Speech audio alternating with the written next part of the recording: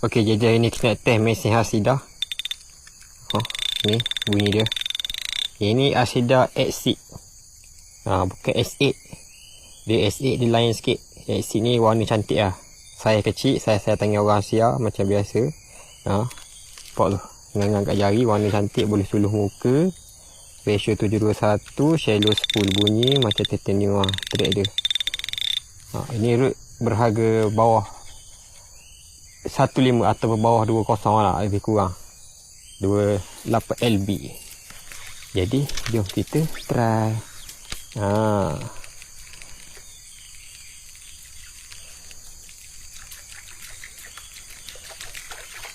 Walaupun root ni harga dia murah, tapi nak gaya kegewa harga RM7-8 tu boleh lagi lah. Nak balik pun senang lagi lah, nak target. Okay.